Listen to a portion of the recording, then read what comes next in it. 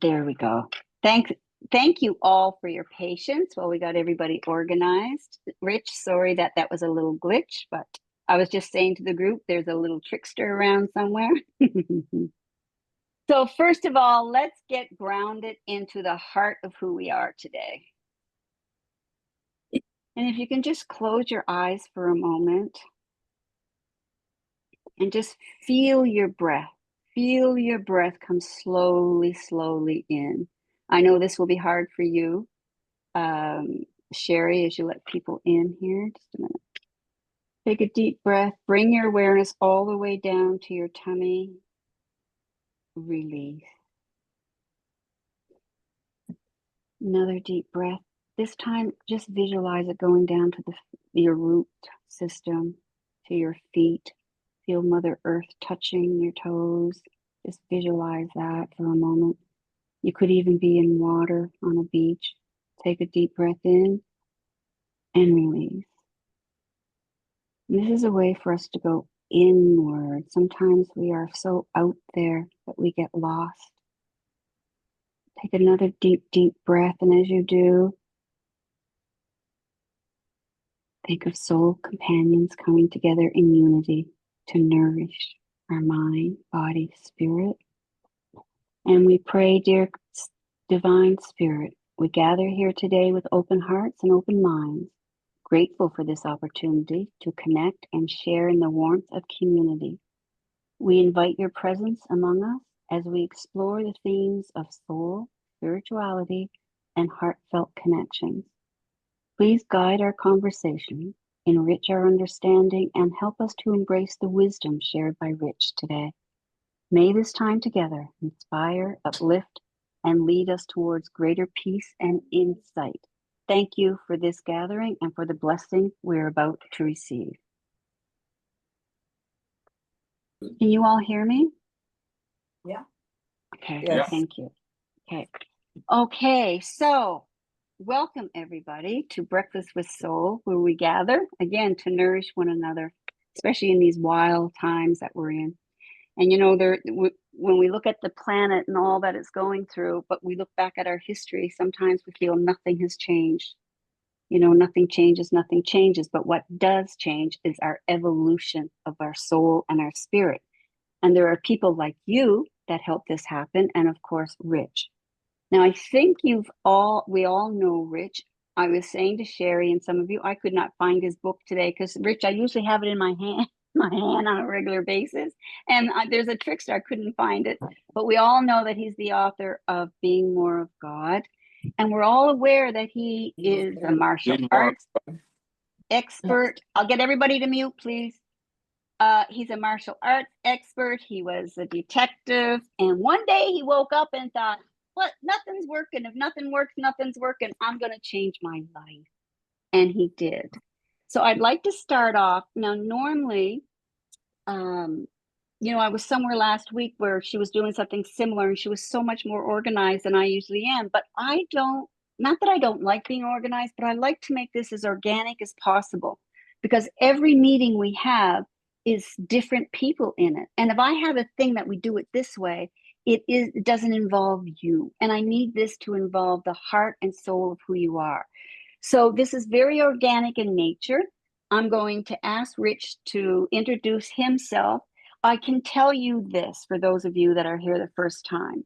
You know that I've studied mediumship.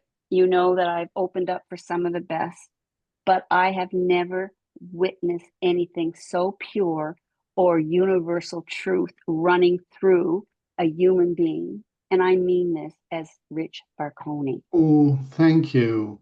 You're welcome, honey. You are the real deal. And we were blessed, myself and Susan and Lynn, who's here today, to meet him in Lilydale. And you know that moment when in time, we've all been there, where you meet somebody and you know immediately that there's a buzz and there's a connection. I felt that with Rich the same as I did with my beloved mentor in Bali, who since passed away. And you've all heard about Agun Prana. It's interesting, spirit release prana, and I don't want to make this about me, but brought us Rich. So, Rich, if you can just start with a little bit of your story, hon. And then one of the things that I love talking about, as I was saying to Sherry yesterday, I've never heard anyone discuss it as you have, and that what is true forgiveness from a universal truth. And what I find in this when we get together, unless you want to do something else, Rich, because this is your day, but when we start off with talking about forgiveness from the lens of Rich, it opens up a whole deep conversation. And then Rich may want to go into another something else, or with your questions, it may lead us somewhere else instead of this point blank. We're going to discuss this. It's organic, and that's what universal truth is. And nobody has taught me about universal truth as much as this wonderful man, Rich Braconi. So, Hey, Rich, she's all yours. thank you so much. I think part of us, everybody here today, our journey, when we're trying to grow ourselves in a spiritual way, there's there's a level of humility and humbleness that goes along with that. And so when I hear Lilly like speaking these kind words towards me, it really hits me hard. So thank you so much for just Welcome. what you say and what you do. And it's so important that us people together, we speak the truth. That and part of the truth is whatever you see, like if you see me demonstrate mediumship, or you see Lily demonstrate mediumship, or somebody medical intuition, or some kind of spiritual wisdom that just resonates within you. I think what's so important is to understand is that that's a standard that we can all reach and we were supposed to reach. So one of the first things I want to share with you in my journey, as I just tell you a little bit more about it, is coming from a point of understanding that physically we're all different, but spiritually we're all the same. And every capability, every ability we were ever given on a spiritual level, we're all capable of achieving it. A higher wisdom, a communication with people in spirit, a communication with God, higher masters, angels, being able to see the future, being able to see past lives, all of it is on an equal level to all people that's offered. And our job, what I share with people is it's a process of learning how to be more of God or more of what spiritually we're all capable of being. So, whatever level you see me demonstrate here today, please, my encouragement is to exceed it, to empower yourself that your spirit, which is different than your physical part, including your mental thinking, that's a whole different section that has nothing to do with your spiritual intelligence.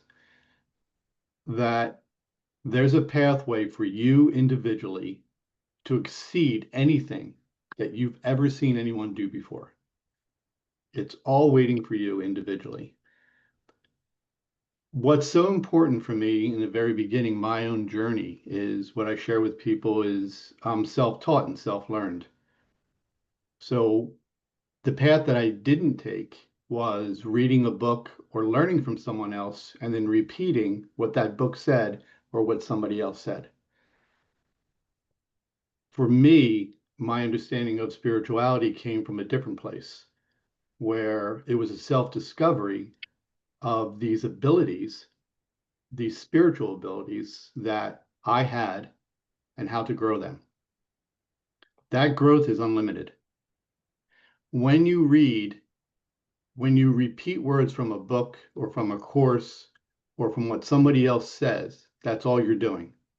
You're repeating these words and you're hoping they're going to fit in the eyes of other people, especially if they've been accepted by other people. So that book or whoever spoke, you're just repeating those words and you know that they've already been accepted. So there's a place for you. My path was different. My path was self-discovering. There's an unlimited growth potential for every single individual. So that's why when I say when we start from a point of learning from other people or a book or the Bible or the Quran or some physical, some spiritual mentor or whatever the case may be. That's your starting point. Don't ever minimize what you and God can do together, your spirit and a higher power can do together. That's a starting point. That there's so much more growth potential. So empower yourself not to allow your thinking to put limitations on what you can spiritually do. So important, so important. Always walk into that. So that was my starting point, having a place where I was depressed, I was broken, I was disconnected from society, from my family. So that was my starting point. And there's much more to the story, but I was at the lowest point in my life. Nothing worked for me at that point. And when you come from a point of that ability and you discover something that's slowly starting to rise you out of this grave, that's starting to empower you and saying, you never listened to my voice. That's why you're there. And discovering what that voice is within inside of us is so important. To discover how this communication reaches us is so important. And what I've learned mostly is there's an intelligence behind the communication of unconditional love, of love. There's an intelligence behind it. It forms a foundation for our society, for our global world, to that communication, that education, that intelligence that speaks to us through love on a spiritual level only, not on a mental level, only on a spiritual level. That's the foundation that manages our oneness, our working in or living in harmony and unity with one another. And that's where I got the term of being more of God. Like it was helping me become more of something that created all of this. And so that's the foundation from my starting point is a self-discovery of learning to understand what's true. And what I mean by what's true, that there's a confirmation within all people, a spiritual confirmation that allows us to say, I know this to be true. That confirmation, what I spiritually know is true, is different than what you mentally believe could be true. That's two different, that's two different voices. When you show faith, when I showed faith in the ability to know and to recognize, to confirm what's true. When things resonated, like what Lilly said a little earlier, it's heart-centered. What you sense and what you know to be true will touch you here. It won't touch you here. It becomes challenging to live your life or to change yourself, to shift yourself spiritually, to become more spiritually centered by relying on answers and guidance that you know to be true. That's a big part of my spiritual shift in the beginning. It was a huge challenge. I based 44 years of my life of following guidance that I was saying to myself, I think this is true. I believe this could be true. That's a risk. You're risking your future when you follow that guidance. I believe this could be true. When there was a separate guidance saying, on a spiritual level, saying, Rich, I speak to you differently. I'm speaking to you in such a way where when I talk to you, I'm the creator of all this. You're going to say, you don't believe in me. You know what I'm saying is true. And that's something that's a universal response all people experience. Everyone says, I have these moments where I just know that's true. Even if 1,000 people told me no, I would tell them they're wrong. I know it's true. So that was my journey. That was the starting point. My biggest starting point was shifting myself. That was my moment of personal adversity and challenge in the very beginning, where I stopped showing faith in something that's not spiritual. I stopped showing faith in answers and solutions and guidance that was based on my mental thinking that wasn't part of a spiritual communication. So everybody goes through this. Everybody has these moments, and this is one of the greatest challenges I say that we come to in our spiritual shift is when we're have these moments of personal adversity or challenges, and we settle for guidance and choices and answers and solutions that we think could be the answer for us, that we believe could be. And when you start to say to yourself, wait, there's an alternative way, it gives you hope. And that was my starting point. My starting point was saying, there's an alternative voice inside of me that I was never taught when I was a kid.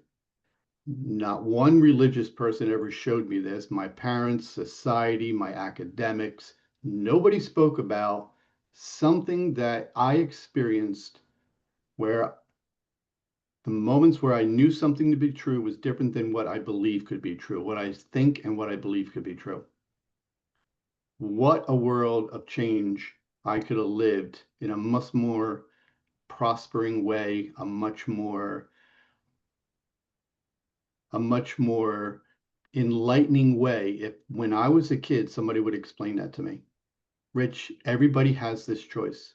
You can follow what God tells you, God knows is true for you. Or you can then say, no, I don't want to listen to that oneness that I have with this higher power, and I want to go and do life on my own and follow what I think could be true or what I believe could be true. So that was the start of my spiritual journey, making that change within myself. I have a quick question, Yeah. and then I'm sure others will have questions as we go through. Why do you think, and I'll speak for myself, I don't know what everybody's journey is. I know some of them. When I had to fall down and get very depressed in 91, and I knew that I need to make a change in my life, why do you think spirit, is it the ego or the soul spirit that takes us down? Usually there's a drama, trauma, something that says, I've had enough. I can't do this on my own. I surrender. I wonder why we get to that point before we surrender. Any Yeah. idea? Yeah. Yeah, I do. Yeah, yeah. It's a lack of it's me being raised in a society and a family that's spiritually unlearned. Yes. That's all it is. It's can you imagine you want to be successful in some kind of career and you go to people that say, I'm an expert or I can help you with it. And you believe these people are what they're saying is true and it's all incorrect. And all of a sudden you're trying to use their information that they shared with you to try to expand whatever direction you want to go into, whatever career you're trying to use that information. But the truth is their information's wrong. And what we do, even though we watch it not work for us, know how many times I was raised by my family, my parents, I was listening to people that didn't have a good relationship. I was listening to people that lacked love between their own conversations, between them being together. There was a low standard of love in my house that my parents taught me was love. So I took that low standard and I applied it to my life and it didn't work. And when you learn that we were just taught by spiritually unlearned people, what Lilly was saying earlier, that was my process of learning to forgive people. That was my process of learning they were taught by spiritually unlearned people. So it's the insanity that our brain convinces us to repeat this information over and over again, even though it doesn't produce a loving outcome for our life. That's the insanity of our thinking. That's how strong it is when we empower it, when our spirit turns to our thinking and says, tell me what you think is true. I'm going to listen to you. So, what I'm saying is this: there's two voices inside of you. There's God's voice that speaks to us through love. Then there's your mental voice of guidance that is not aligned with love. And your spirit was placed on this earth to choose which source we're going to use to guide us in life. And so when I follow what my parents taught me, Rich, turn to your thinking. What does your thinking tell you? And my thinking tells me to be controlling. My thinking tells me to shout, to use punishment as a form of getting what I want in the way that I want. That's how I get control over situations. I cheat. I'm underhanded. I manipulate things. I'm looking for ways to get around people to get what I want. That's what I was taught. There's a lack of love in that education. Remember, love is responsible for our spiritual oneness, harmony between people, and the spiritual unity within us with God. Love is the only power ever created responsible for those areas. And so, very often, when we turn to our thinking and it demonstrates it's not intelligent, and it causes us to make choices where the results are going to be a lack of unity, a lack of harmony. It's not going to produce positive results. We can learn how not to listen to it anymore. But the cool thing about our thinking, I shouldn't say the cool thing, their thinking will falsely convince us it's still a great source of wisdom, and it'll encourage us to go back to it as a source again. And we do. We listen to it because that's what we're taught. The bigger So well yeah, so the bigger picture is what Lilly was saying is when we exhaust our loyalty and our faith in that thinking, it comes usually to a point where we're so broken, where we finally say, we can't get any lower than what we are right now. And that was my point of turning around, and Lily's point of turning around, and a whole bunch of other people when we hit rock bottom. And it's at that point where we finally, our spirit finally says to ourselves, well, maybe our thinking really isn't a source of wisdom. Maybe it's producing, maybe it's showing us it doesn't have the intelligence to serve our life to the highest extent. And then what we do is, like what Lily was saying, we surrender sole ownership and control over our life for the very first time. And we go, all right, I'm giving up trying that any time. I'm not going to do that anymore. I'm going to speak the truth that maybe my brain was created with a lack of intelligence to help me in a spiritual way. And all of a sudden God goes, yep, Rich, that's exactly what I did. And you're going to see that I've been patiently waiting here for you. So when I reach my low bottom, that's when that voice inside of me said, are you done messing around? Can we finally do life together? Can you start to listen to me? I never intended for you to do life on your own. I never intended for you to use your thinking, the intelligence behind it. It's not a source of me. It's not a source of true wisdom. It took you so many years to understand that. Just watch the results that it brought. Are you proud of what you did? Are you proud of yourself? And I said, no. And he said, great. Now come back to me because you're part of a oneness and a unity. Stop pretending you're not and start to show faith that I'm going to guide you. And part of the communication is you're going to say, I know this to be true. Remember, your goal is to be more of me. It's not to have more money. It's not to be recognized by other people. Those are false goals. That's a false God speaking to you.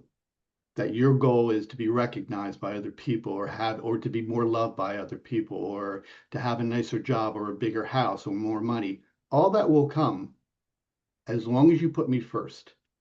and you accomplish the goal that I gave every single person on this earth, is to become more of me, more of love, more of the intelligence behind love.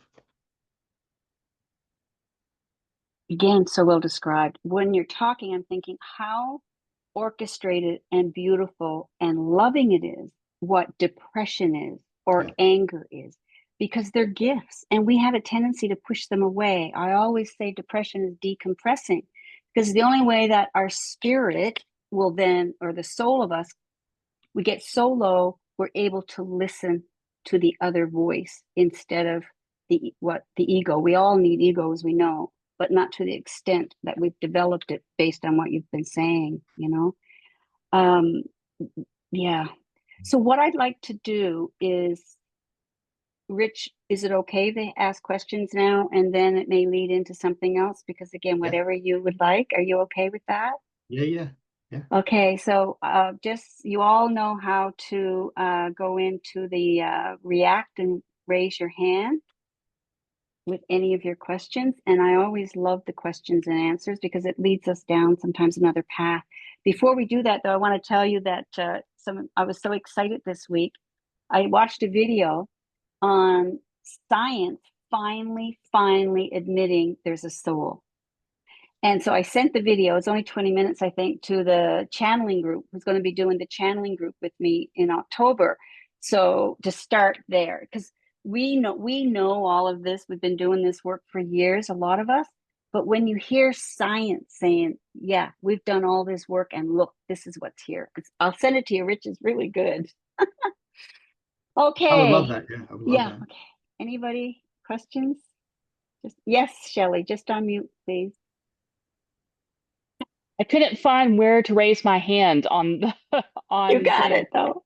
Um, so when you're in the moment and your thinking brain is on fire, aka anxiety, what ifs, whatnot, um, how do you switch your brain out of that and switch it in a way that truly made you feel like switching out of that is a better choice?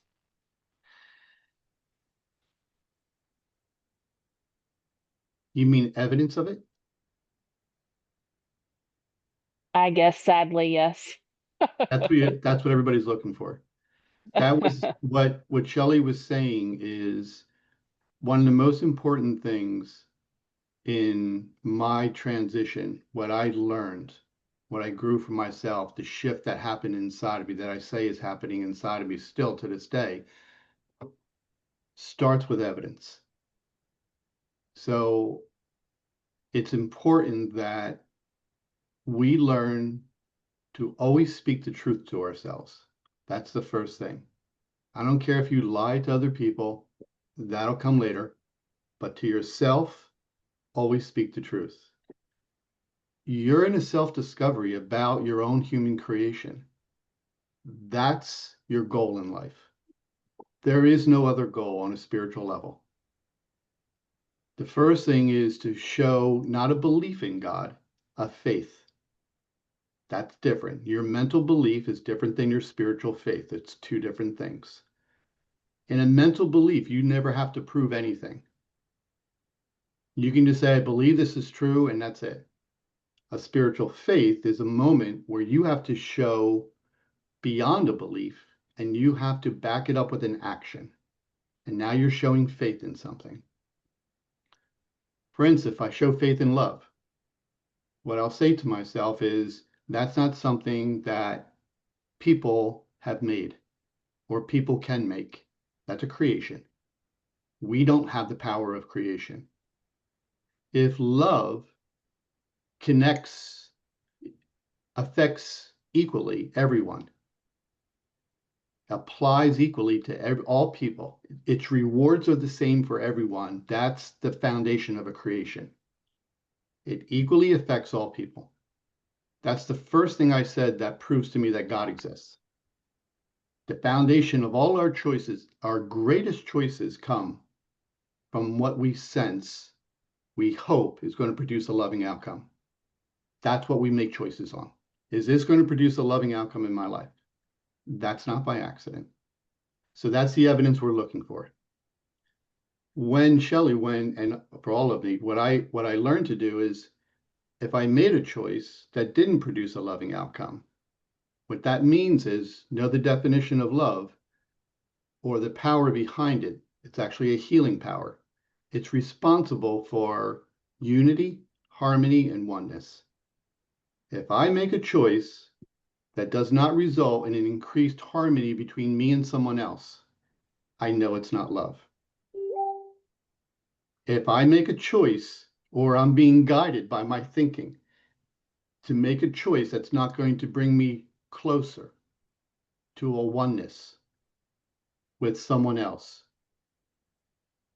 or to a profession that I can sense an attraction towards, a love for, or a hobby, or a location. It's that power that touches your spirit where you go, I can sense, this is an ability of your spirit. I am aware that I'm attracted more to this choice than this one over here. That's a spiritual level. Start to recognize it and show faith in it. The outcome, when we do so, you're learning to work in the foundation of a guidance equally given to all people that is made up of a love that you're receiving for a certain words, certain actions, a certain direction in life. Like I said, it could be a profession, a hobby, it could be a location. That is, you're looking for that on a spiritual level. Start to be aware of the difference when you sense and become aware and you touch here, and when you're thinking is putting you in a different direction. One, you know the outcome. You're going to say to yourself, I can see the results that they're going to be pushing me to create more of a loving outcome, harmony, unity, oneness with something. That oneness, harmony, unity is being offered by God. God going, Rich, I'm talking to you. I don't talk to you in your head. That's physical. Your brain is physical. I'm spiritual. I'm a spiritual intelligence. I don't talk to you that way. I talk to you when things resonate within you here, when you say you know to be true, when you sense that your spirit saying, I sense this direction, I'm being attracted to, pulled, I'm being pushed in this direction. It's very, very subtle. So when you know the outcome, when you can sense the outcome is more loving than other choices offered by your brain, that's the first step, show, is embracing that you have the ability to foresee before you speak, before you act, you can foresee whether or not that's going to produce a loving outcome or not. Start to embrace it, that ability. Start to embrace it. Then allow yourself to sit back once you made that choice and let life naturally unfold. Don't try to control shit. And that's our biggest problem. When you start to say, I have to control something in addition to make it work out, be aware that's your brain telling you that I'm speaking to you, not God. And so when you start to become aware of that, more often speak the truth to yourself and say, oh, I just expanded my ability to become aware of seeing what future is going to produce more loving outcomes. So when you start to show faith in your ability to become aware of the difference between guidance coming from your thinking and guidance coming from God, that's based on love, your ability to be aware will start to expand. It'll be easier for you to understand it. Then when you're receiving guidance from God, because there's a oneness between you and a higher power, us and our creator, God goes, let me just tell you your role, Rich. Your role is just to listen to me. I handle everything else. Stop trying to control it and overstep your boundaries in my role in our relationship, which is what your mental thinking does. Your mental thinking will exceed its role that it was ever given, its responsibilities. Because it can't control the future, it now uses greed and manipulation and unloving methods and punishment and retribution in order to achieve what it wants for itself. And God goes, yep, watch it happen. And when you do that, that's because you're not listening to me. In your role with me, I'm going to guide you to a choice. All you have to do is show faith in me. Then let life naturally unfold. I take it over from there. Your part is really small. Don't overstep your boundaries in our relationship. And then you'll watch, and that's what I did, Shell. And I watched my life shift around from that low point. I watched the evidence of it all. I watched my pace in life started slowing down. That's the most important thing, is not watching. Don't don't look for goals that your mental thinking gave you. Your goal in life is to be more of God. That's it. Everything else was a lie to you that your thinking told you. Your goal, when you start to see a level of peace rise inside of you, you're being more of God. When you start to see a level of tranquility, you're being more of God. When you start to show more faith in what you spiritually know and are aware is true, and the outcomes that they're going to produce are more loving, you're being more of God. When you start to show, when your mannerisms start to change, and all of a sudden, in a moment of personal adversity, you don't get angry anymore.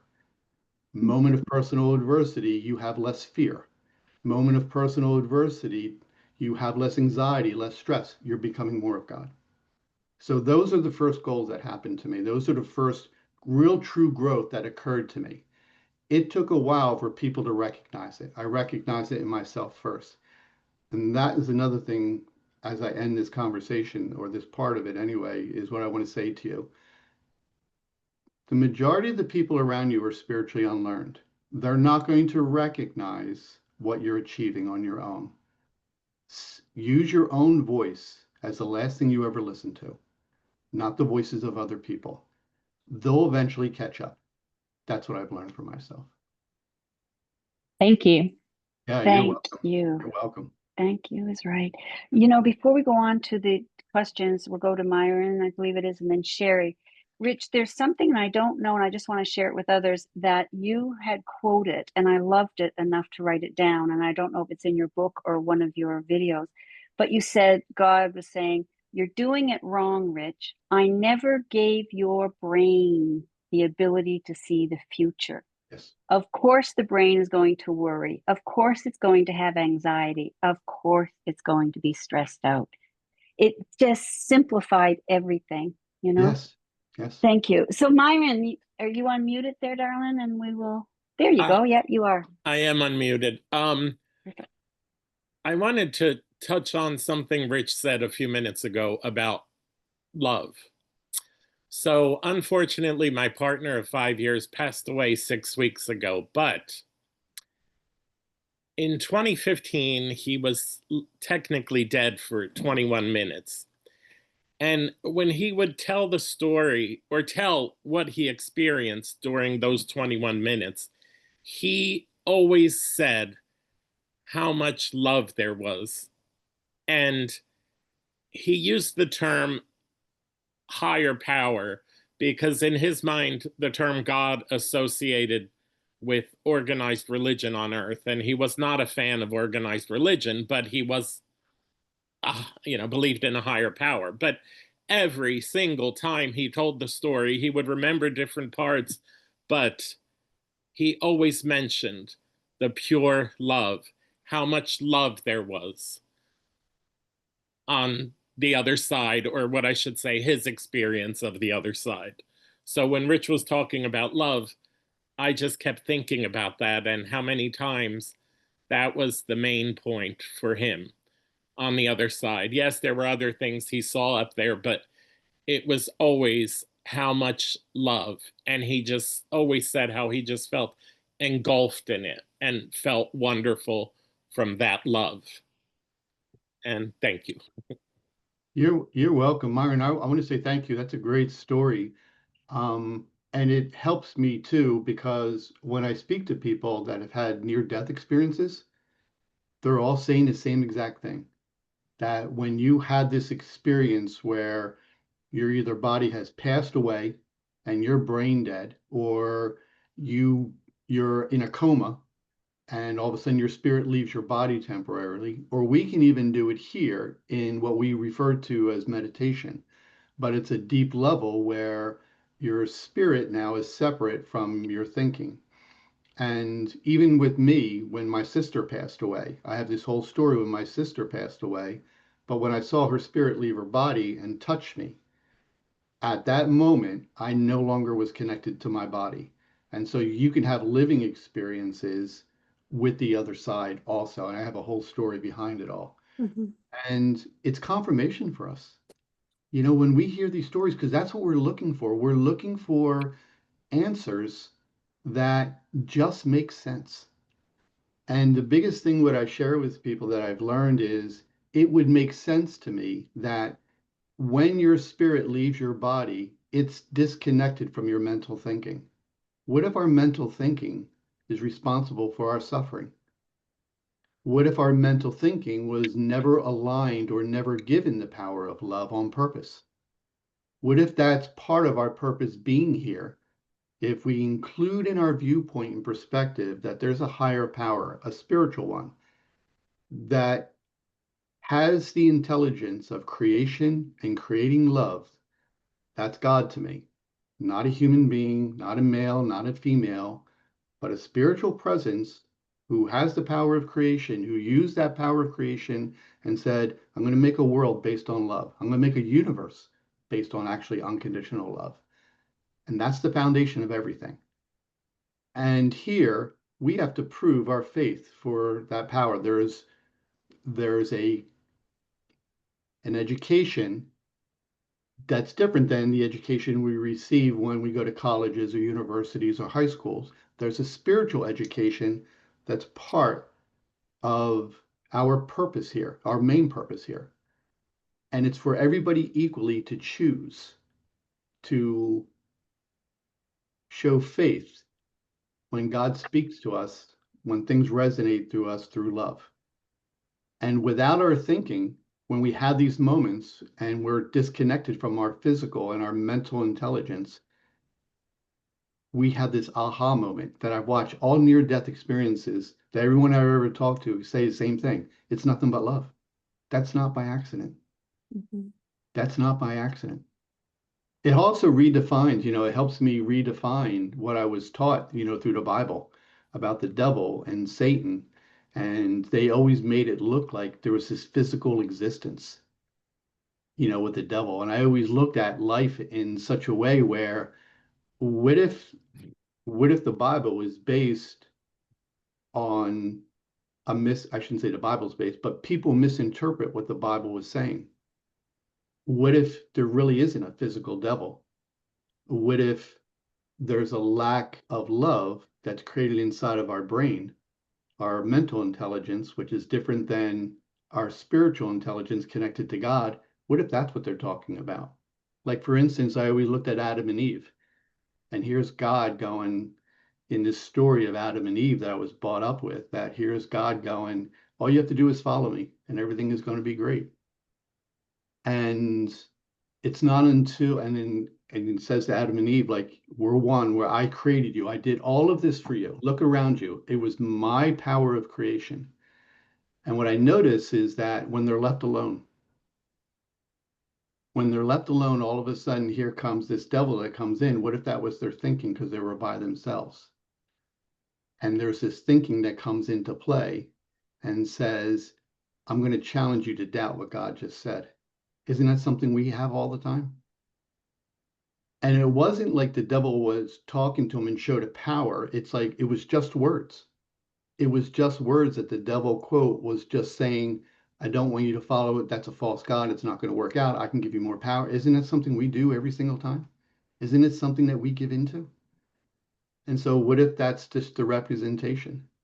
That they're not talking about a physical thing, but they're actually talking about a creation that occurs within all people, that we were given a choice. And then all of a sudden we have these moments where we abandon God. We abandon the intelligence behind love, and we abandon it. And all of a sudden, can that be? And we turn to our thinking, who tells us to be unloving, to be controlling over people, to violate people's free will, to use punishment, to yell, to scream. Isn't that devilish? Isn't that a hellish life? So it's just a different, when you shift your viewpoint to a spiritual one, you start to have a different perspective about what you were taught, because you're opening up the spiritual side and how it was all created. Something your brain will never tell you. Our brain never tells us, hey, Rich, there's a spiritual intelligence inside of you. It's based on love. It's amazing. You know, I'm going to be controlling in your life. I'm going to tell you it's okay to be punishing towards people, to not forgive them, to hold grudges, to show retribution against people, to seek revenge. I'm going to show you all that. That's an acceptable choice for me to offer you. And so when we have a spiritual viewpoint, when I learned this spiritual viewpoint and perspective and I embraced it and held on to it, I start to see a whole different world that my brain never told me about, and how it was actually hurting my life. So that's what we're self-discovering here. So I just offer you my insight about what I've learned and what I've seen. Thank you. And before we go to Sherry, I just want to, our condolences from each and every one of us, Myron, on losing your beloved just so recently. You know, I mean, that really hurts the heart. Yeah. But I was thinking as you were talking that as tough as this is to believe, what a gift he gave you, or she gave you, because that love, now you realize or recognize, it never leaves you. Mm-hmm. You know, it's almost like they gave you the gift of, this is who I am, and when I pass on, I'm still there. A beautiful gift, actually. And I got to say something about the devil, because I always say the devil is gravity, and it's the shadow. We all have those 12 patterns of behavior, right? So it's the shadow of my patterns of behavior. We have the light and shadow. So I'm always having to be vigilant, because I can tell you, I can be the devil. No problem. Okay, Sherry. Uh, oh, I was trying to lower my hand. There it goes. Oh, no worries. Okay, so I've been doing all kinds of thinking here. Thank you. So I guess my first thought was, okay, how do I know? How do I know if it's my brain or my heart, you know, or my spiritual or my mental? I grew up with the golden rule. You know, you put others before yourself. And then I learned after I got sobriety that I needed balance in my life. So I needed to look after myself as well as everyone else. So now I've got these two things balanced, and I'm thinking, okay, when I want to do something or when I don't want to do something, am I listening to my brain or my heart? But I think you answered it for me, Rich, because you I think I got this right. You basically said, if when I do make this decision and I feel good about it, and I've done it in a loving way, even if it's, you know, what I need, then I made the right decision. Is that what you're saying? Yes. Okay. Yeah. And to add to it, to be helpful to you, is the more you do that, Sherry, the more look at it as a journey to self-discover the truth. So in that way, you take away responsibility of trying to be right. That was a big mistake I had in the beginning, where I was assuming this responsibility of always being right. That's what I was taught. You have to be right. Yeah. Very often, what we do is that our thinking, our brain, will create a fear when we're spiritually going in the right direction, when we're spiritually pursuing a greater understanding about ourselves. Our brain will create a fear going, you're not going to be right. It's not going to work out.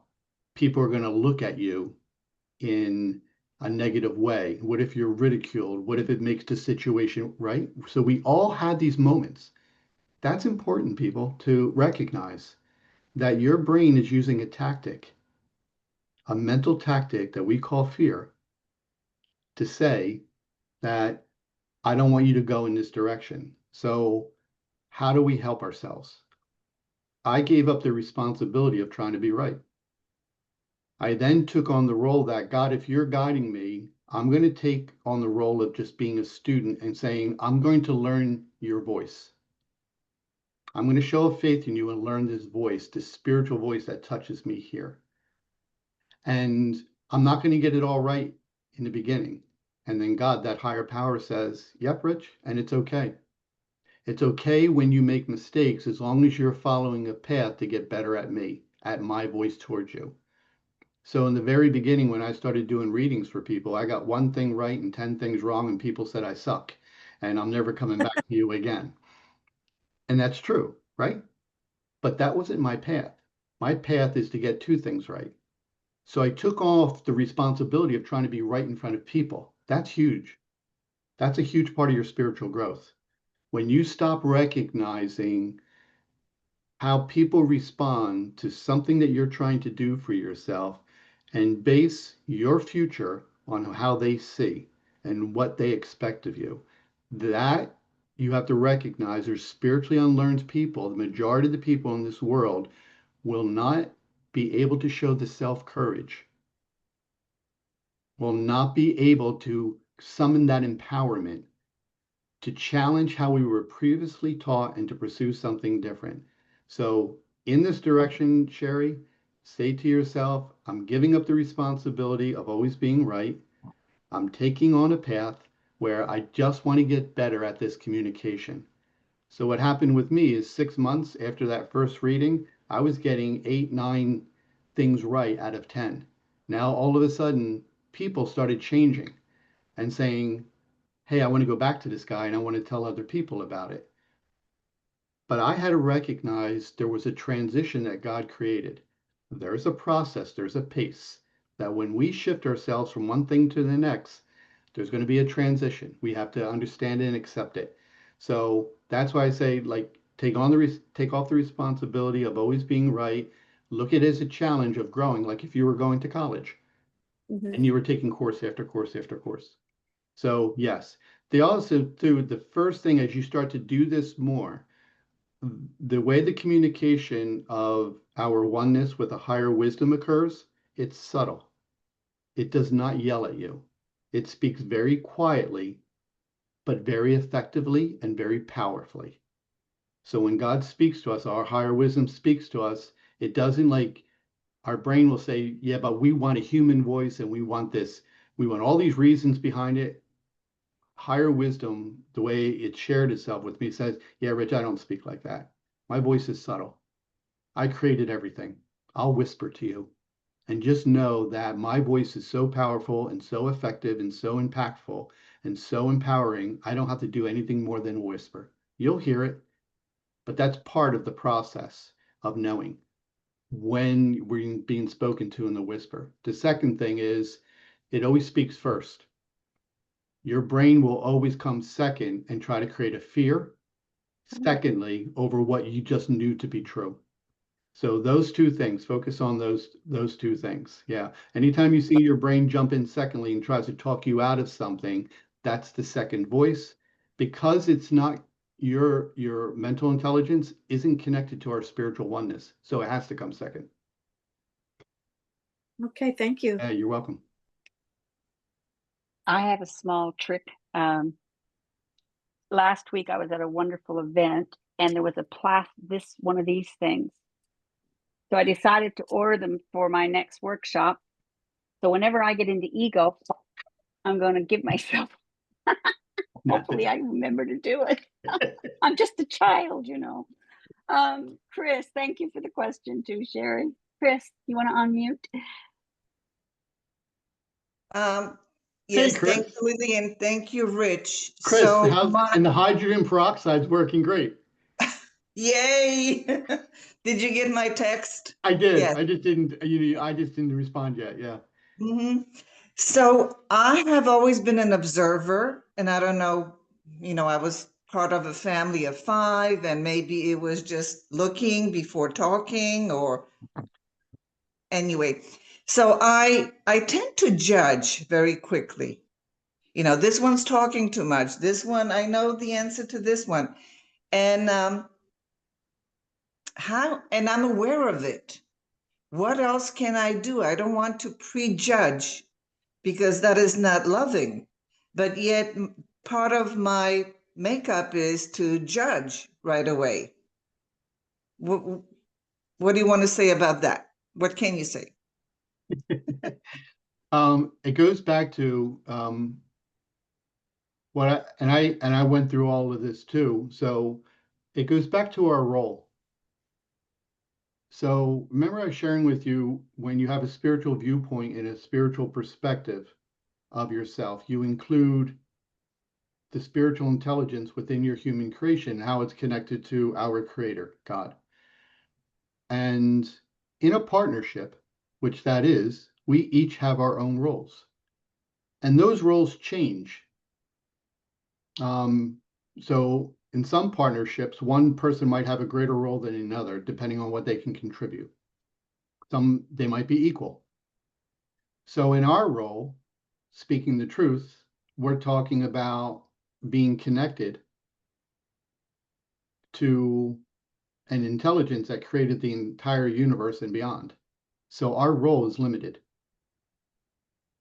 One of the things I had to learn is I was never given the power to change other people. I don't have that power. I don't have a spiritual ability to touch someone in any way at all and change them. And very often I took on that role because I was taught by spiritually unlearned people, my parents and society. We always want to give advice. We always want to give insight and have that insight and advice be welcomed and listened to by other people. And when that doesn't happen, very often we have this response of mental anger, could be one of them, towards that person. You didn't listen to me.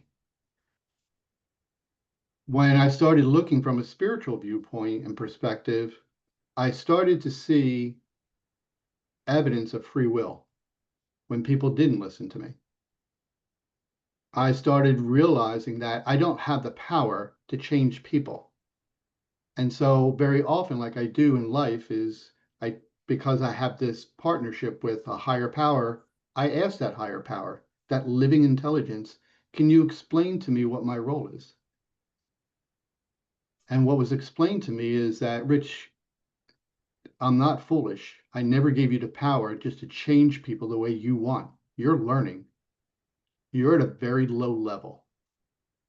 And in that low level, I had to recognize that was true about myself. What I did give you the ability to do is to inspire people, but they have to make changes themselves.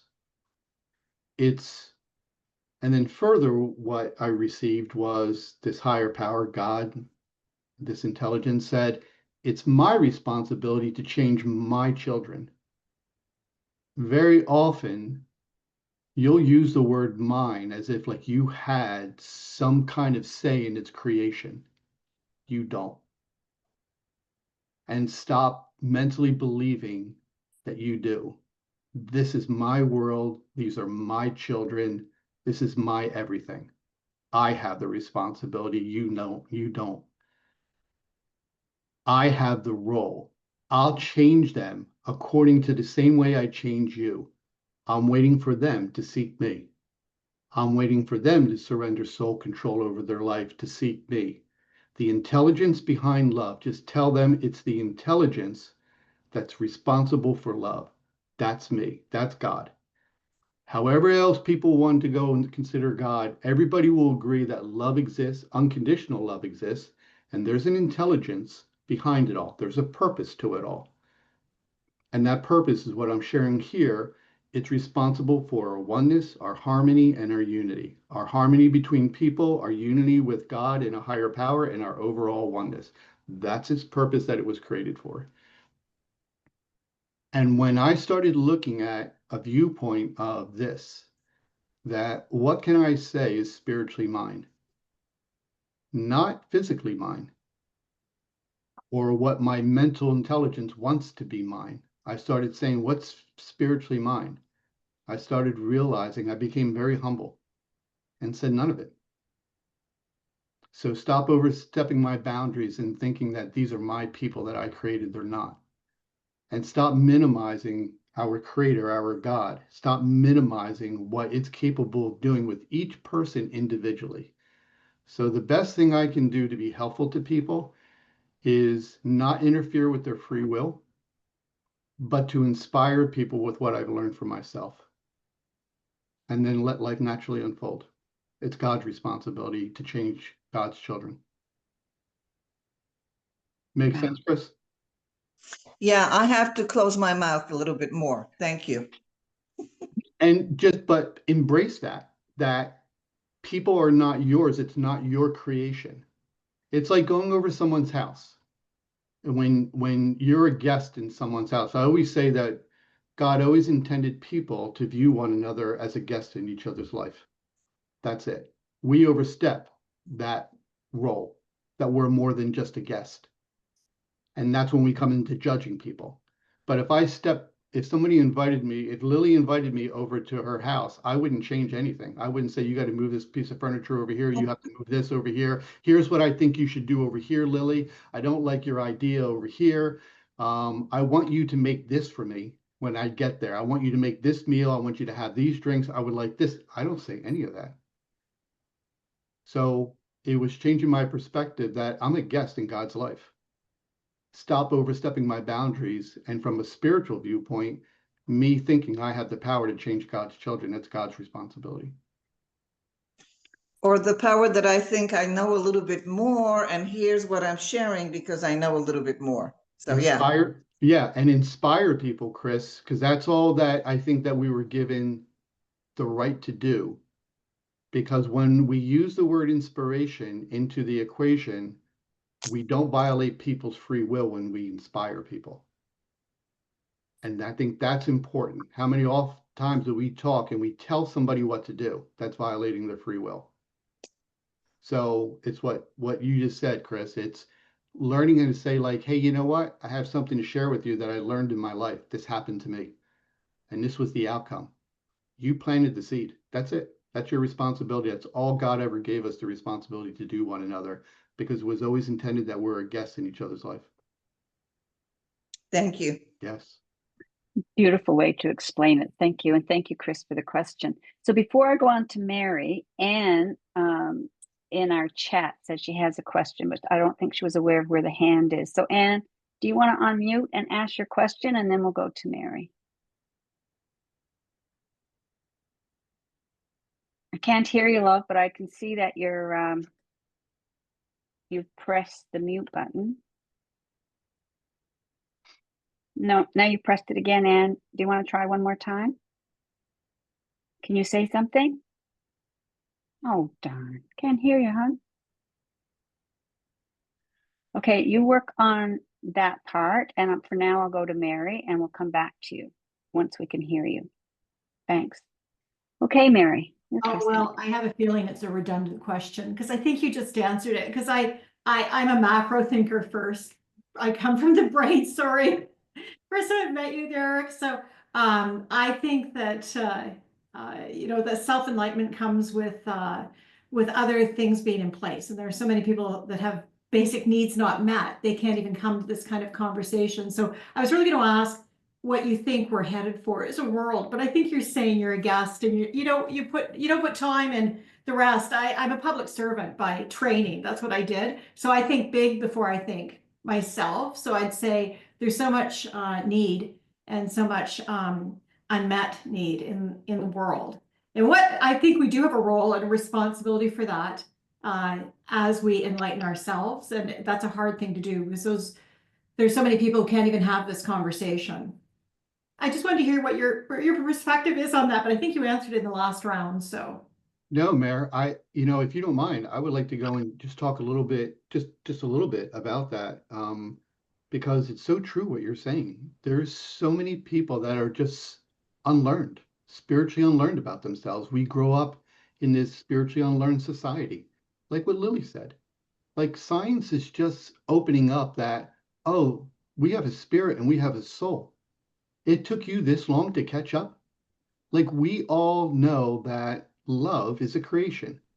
How come nobody studies this amazing power? I mean, you can't measure it, but it's evident in every single person's life. And it's amazing to me that science is that unintelligent because they don't have maybe a device that can measure it to acknowledge it. It's like science doesn't acknowledge spirits or ghosts. Like, how many people have seen them? How many people have experienced them? You're seeing an afterlife. There's an afterlife. If it's the coolest thing that, when I first started going in this direction and I started doing paranormal investigations, and you have people in spirit that I'm talking to, because I've learned this communication and I'm talking to them and I'm picking it up, the conversation on a digital recorder. So here's a digital recorder, something made by man, and it can hear the voice of the spirit I'm talking to. I can't hear it with my ears. Now, my ears, created by God, can only hear so many frequencies. They're talking in a frequency that my ears aren't capable of hearing. There's also our eyes can only see so much of the light spectrum. There's colors our eyes isn't capable of seeing. These people in spirit could be in that color. They could be standing right next to me. And so it's a lack of intelligence on our end, including scientific people that of science that don't recognize that. Like this is a possibility. And when I would go there, not only would I record their voices and you can hear them talking to me and speaking English, or sometimes, other languages, Italian, German, they don't have brains. They don't have a voice box. There's no lungs. Or you can hear them walk across the floor. Or you can watch them move. I've watched them move my keys across the floor. And there's no physical mass behind it, which is what our physics is based on. And so it's catching up. So the biggest thing I've learned in my life is not doing mediumship or not doing paranormal investigations, or not doing medical intuition or talking to people in past lives. Like all that is very, very capable and should be a standard in everybody's life. It's what Mary is saying that, see what we're doing here? That's what people need. People need more of this to have a conversation where words that it doesn't exist in our society or a philosophy or a spiritual viewpoint or perspective doesn't exist in our philosophy that can explain our everyday experiences. And if more people can be involved in all of this, what we're looking for is to tell people that I'm going to teach you an education. I'm going to share with you something I've learned from myself. The way you confirm it is if you touch here and say, this makes sense to me, and you touch here. To give them a different understanding that there's a communication that doesn't exist here, it reaches us through here. And if we can help people understand this experience that they have every single day of their life, that you just know information, if we can help and educate them about that, will open themselves up to the spiritual part of them, the spiritual intelligence within inside of them. As we have these conversations and we talk about the spiritual viewpoint and the spiritual perspective about life, of course, everybody has a spiritual intelligence inside of them. It nurtures it. It helps it grow. It nourishes its growth. And that's all we have to do to make people more spiritually centered, to change them, to create the shift, is to create a room full of people where we're openly discussing and having people be skeptical of what we're saying and just say, like, I'm going to answer you with an answer you've never had before. And if it resonates within you here, that response that everybody has and that you're experiencing, that's part of God's creation. You're not making that up, that response. When something resonates or you sense something that's heart-centered, that's part of your human creation that's trying to tell you something. Can you imagine if how many people would have just lived their life that way, where you're helping them to learn about themselves, about this alternate communication? That's what you want to do. The more you show faith in it, the more you recognize this truthful part, the more your brain will reduce its thinking. Because the more faith you show in the spiritual intelligence, you shift your focus and your awareness on what it's telling you. That's your spirit. Your spirit spends less time focusing on what your brain thinks and believes is true. So you start to shift. You become more focused on what you're aware of, the little subtle pieces. And there's so much more to this conversation and communication that we experience on every single day, like a gut feeling. How many people in business, that operate huge businesses with a lot of money, they'll go, yep, I couldn't make a decision, so I followed my gut. That simple change and say, I'm going to follow my gut. What they said is my thinking isn't capable of seeing the future and giving me the answer that I need. And so I'm going to follow my spirit that very simply is influencing me that this is the right direction. It's telling me this is what I know to be true. And so I think that's the biggest thing, is helping people or empowering people in a self-discovery about their own human creation, that there's an alternative method that they can use, a communication. And I think that's the greatest thing you can do for someone, is to educate them about themselves. Does that make sense, Mary, or no? Yeah, it definitely makes sense. I think, yeah, I mean, everything you say makes sense to me. Well, I guess I was getting at, the population is so large in the world, and there are going to be so many people that aren't going to be reached by this message. Yes. And those that are most at risk, where they haven't got basic needs met, a vacuum's always filled, and it's not filled by things that we think are necessarily healthy for them. So that's where churches move in and feed them, and governments, politics moves in and does things that are really counter to their well-being. And Yes. this message would never penetrate that, because they don't have the capacity to say, they're not thinking their soul, they're thinking, where's my next meal going to come from? And is my child going to survive? And I just kind of meant it as a population of the world. Like, where do you see this going? Because we're affecting so few with this kind of conversation of self development and evolving to where we're supposed to be. It's a small percentage of our population, is what I was really getting at.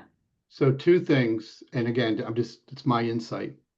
Two things is, how many times have you heard people, we had to self-destruct our lives first before we self-discovered there was an alternative method or alternative way that's based on the communication of love to better serve our life. So for us to have more loving experiences, that's where I see our country's going. It's going to break. And I hope I'm wrong. But it's not just it's not just our country. It's the world's communication of not discovering that money is a goal that creates competition between people. Right. It's also a goal that lacks love. That's why you have manipulation and greed. It doesn't work. So any kind of capitalism, any kind of goal towards money that's not aligned with love first, actually unconditional love, is destined to break. And that's where not just our country, but our world is going to be breaking in the future. And I hope I'm wrong. When it gets that point and people realize that what caused it is their goal of money, you start needing to have a voice, even before then, like what we're doing here on a grander level, and just speaking what we did. If this conversation comes on a grander level where hundreds of thousands or millions of people can listen to what we're talking about, you'll watch them have a moment where, because they're a spirit first, and say, the messages are just loving. I never had that viewpoint before. I never saw that perspective before. It makes sense to me. It's not something they're going to mentally choose. It's going to be an experience like we're all having here, where our spirit is now shifting to the forefront of our life. God's helping it all and saying, yep, they're talking about love, and this is something that I all resonate with. As we give an explanation to people to a grander level, their vote will change. That's how you change the world. It all comes down to how people view their goals in life, because we're taught by spiritually unlearned people, a spiritually unlearned politics, spiritually unlearned word. Our leaders are all based on money and how much money we can have. A competition, it's all about, I have more power than you. I look in a more higher, I look like I'm above you. That's all they care about. Those are the worst people to be placed in a position to bring increased harmony and unity and a oneness to the world. Those are the worst. Go do a different job. Don't be responsible for our oneness and our harmony. With that, it won't work. So if we had a foundation where this could be reached at other people, the way that we explain it by, I'm just going to inspire you with a different viewpoint and perspective. I'm not going to change you. Here's what's true.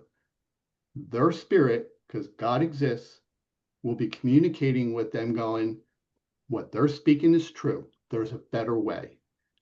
And when it comes time to vote, people will change that vote. That's the only way I know it. Everybody has one vote.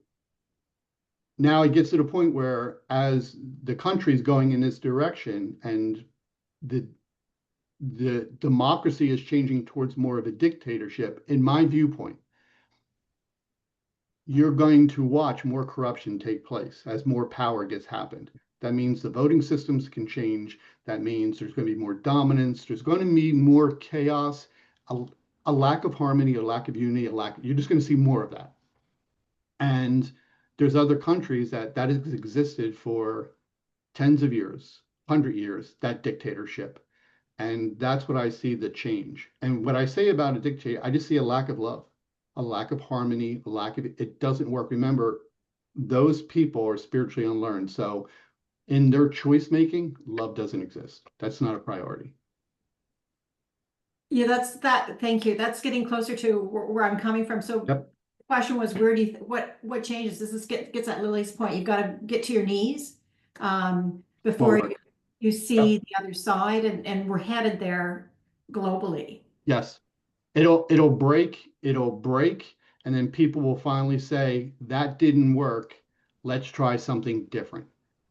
And and that happens in the lives of all people. We break to the point, I did it, where I didn't have someone that I could listen to that could show me a better way, a more spiritually learned way. And our country and the world will break to that point. Wars, whatever happens, financial systems will break down.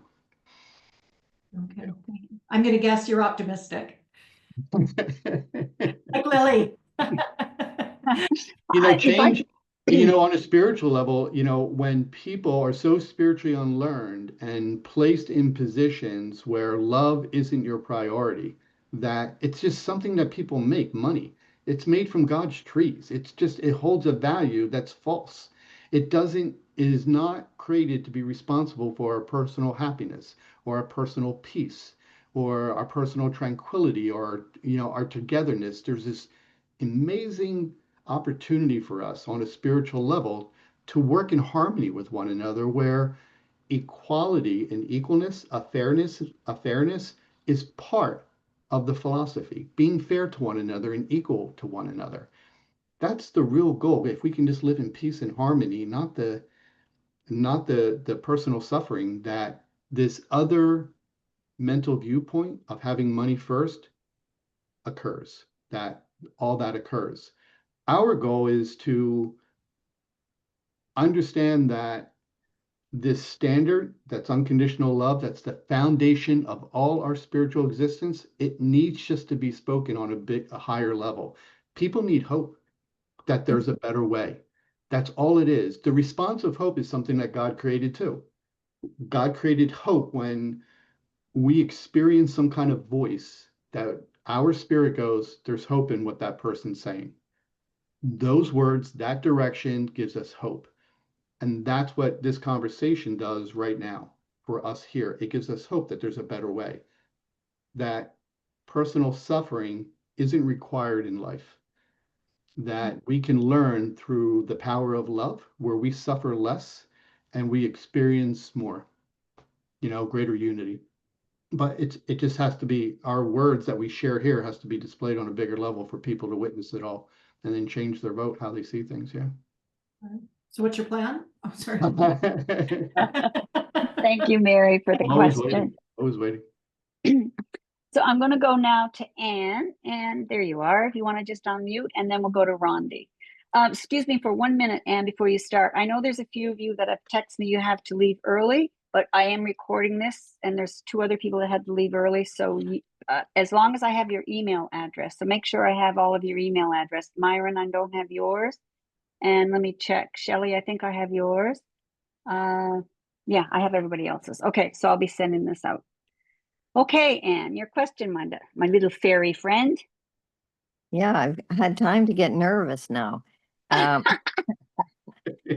I really love this conversation. I just wanted to say, so I have a few of my own experiences that I found that, okay, so I'll start by saying I got ordained one time, and when I came home, I sat on my bed and sort of melted into everything, and it all became love. And then I felt like, okay, so the very fabric, to me, the fabric of existence is love.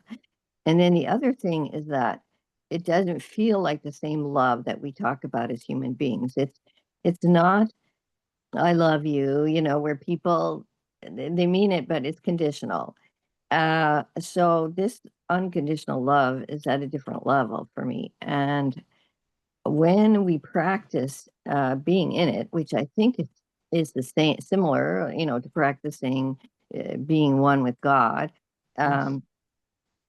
this divine love changes your perspective so that you're not so much, I don't find I'm so much in the drama anymore. Like, you can suffer less, because when you have faith in this pervasive love that's everywhere and within and everything, I don't know, the suffering just doesn't ring true for me as much. And is that possible? I don't even know. Is the question that there is 2 levels or more of love, and when we get to this higher state of love, and I'm not in it all the time, there's no way, but I find that just being in that space helps other people. Do you agree? Or Yes. disagree? Yes. No, everything you just said is true. 100%. When I started doing all of this, one of my questions was, is the intelligence that's responsible for love, the spiritual presence that's responsible for the creation of unconditional love. And there is a difference between unconditional love and love. Is that a form of guidance? Meaning that, are there things that I recognize that I love more than other things? And I said, yes. There's such as a profession that I was choosing when I was a kid. There was things where I go, I wouldn't love this, I wouldn't love this, I wouldn't love this, I wouldn't love this, and I eliminated them from my choice. And I said to myself, that experience that's happening inside of me, that's telling me not to choose these things, that was a conversation, that was a communication. I wasn't mentally thinking about it. I was just relying on my connection to them for the future. And what I was being told is, Rich, they're not in your future. So what I said to myself is that, so therefore, what I have a natural love towards, it could be the way I deliver my words. It could be my actions. It could be my pace in life.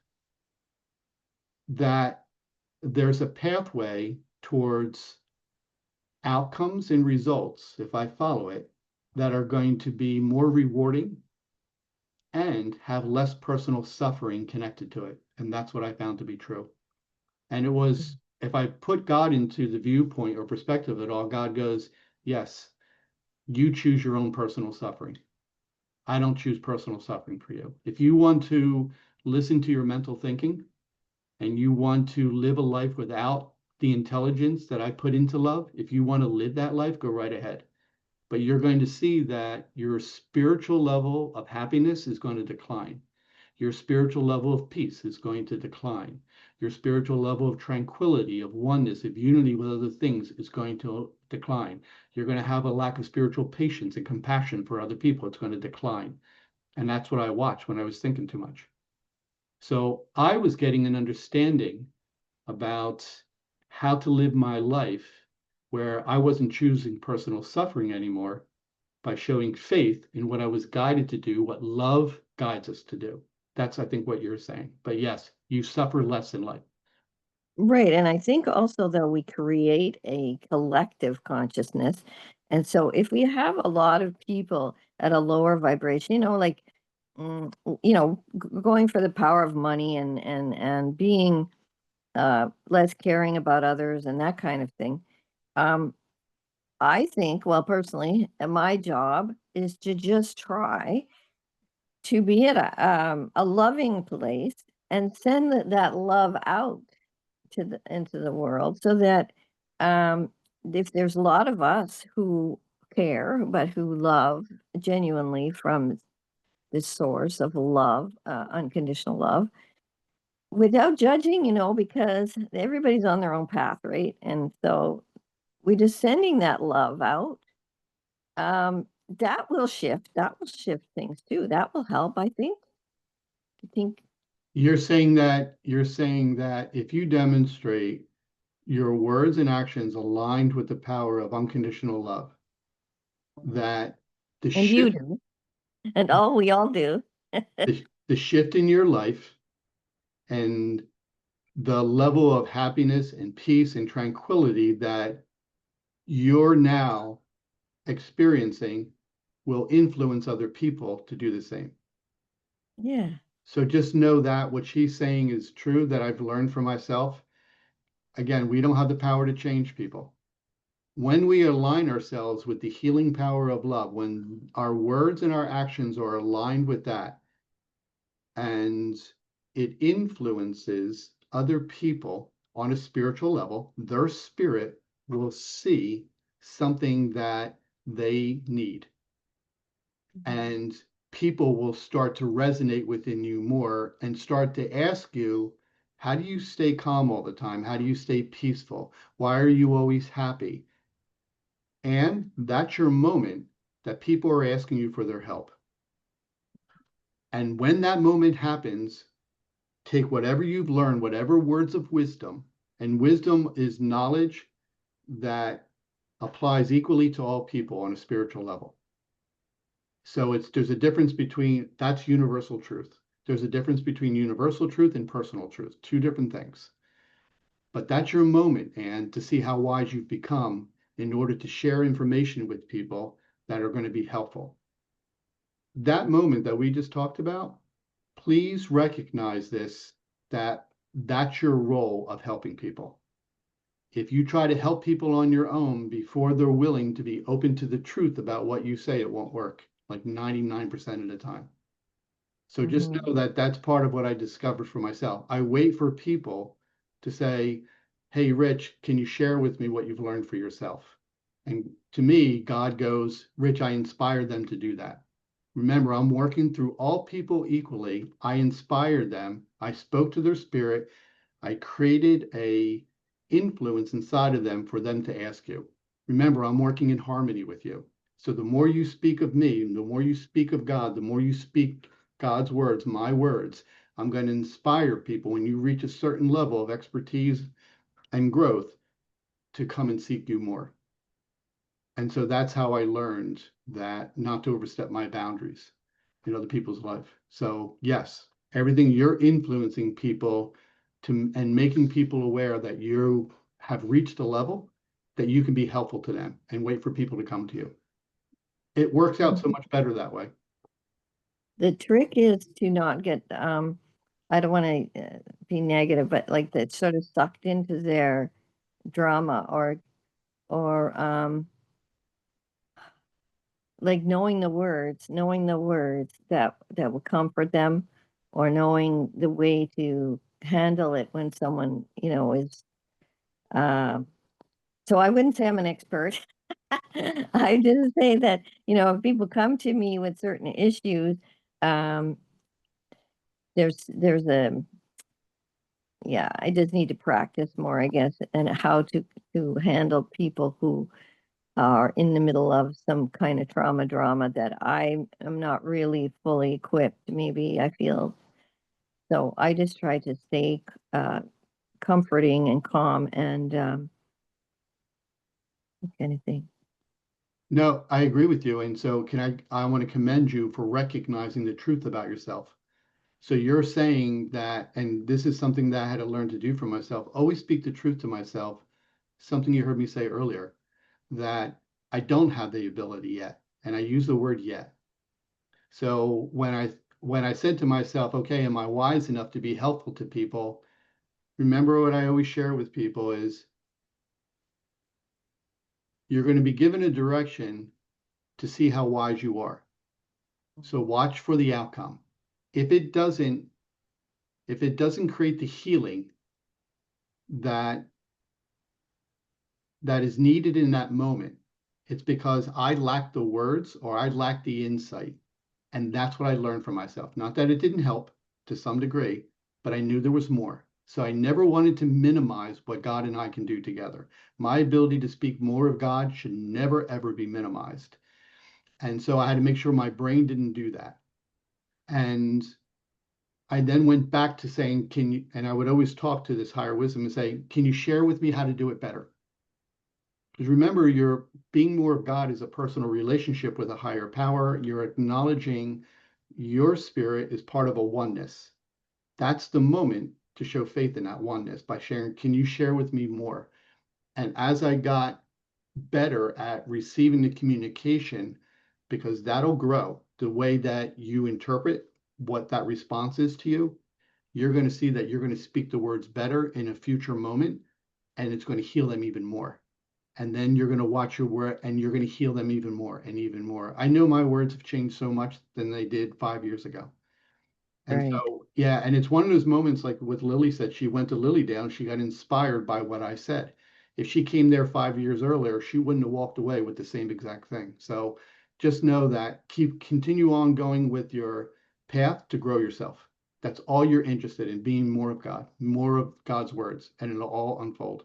Yeah, you're doing great, Anne. Absolutely. Thank you so much. I Yes, thank you yes. for the insight. Yeah.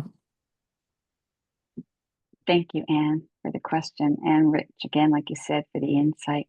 So now we're going to go to Rondi, and after Rondi, it's Karen. And again, a few people are texting us. They had to drop off, so I'm really glad we're recording this if we want to go back at it again. Okay, Rondi, your question, love.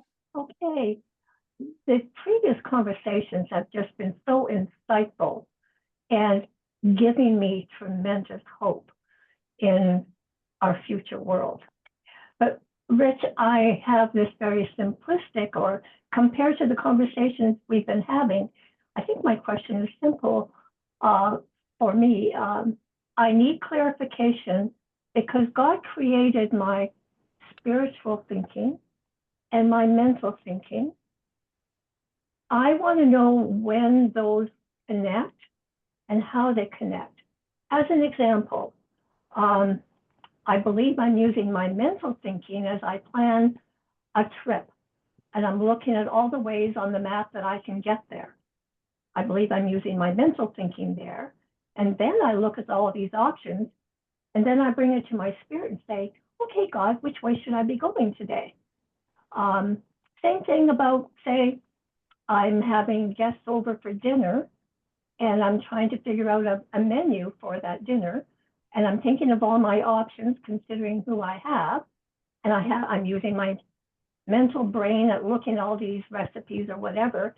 But then I bring it to my spiritual thinking and think, okay, what would serve my friends best? So I see the connection, and I guess I'm struggling with needing my mental thinking and my spiritual thinking